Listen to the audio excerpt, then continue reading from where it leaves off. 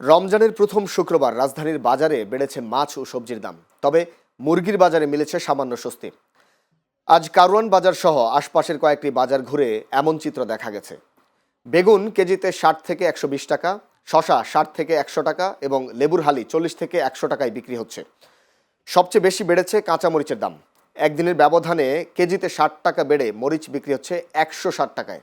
ক্রেতারা বলছেন, রমজান এলেই নিত্যপণ্যের বাজারে অস্বাভাবিক ঊর্ধ্বগতি দেখা যায়, যা সংসার চালানোকে কঠিন করে তুলছে। অন্যদিকে মাছের বাজারেও কেজিতে 50 থেকে 150 টাকা পর্যন্ত দাম বেড়েছে। ব্যবসায়ীরা বলছেন, পাইকারি বাজারে দামের প্রভাবেই খুচরা বাজারে এই পরিবর্তন দেখা যাচ্ছে। কিছুটা তো হচ্ছে একটু প্রাইস রমজান আসছে বাড়ে, তো সেই তুলনায় আর কি মনে হচ্ছে যে কিছুটা প্রাইস এখনো আছে, নাগালের বাইরে আছে। বেশি ডিফারেন্স আমি দেখছি না, কারণ হলো অন্যান্য বারের তুলনায় মোটামুটি রিজনেবলই আছে। কারণ মাছের বাজার অলওয়েজ 50-100 টাকা এরকম ডিফারেন্স থাকে। যে পরিমাণ মালের দাম, মানুষ তো খাইতে পারবে না কিনে, সব মালেরই দাম বেশি ভাই, অবস্থা খারাপ। লাউ 80 টাকা, পেঁপে 40 টাকা কেজি, লেবু 20 টাকা পিস, পাতাকপি 40 টাকা পিস।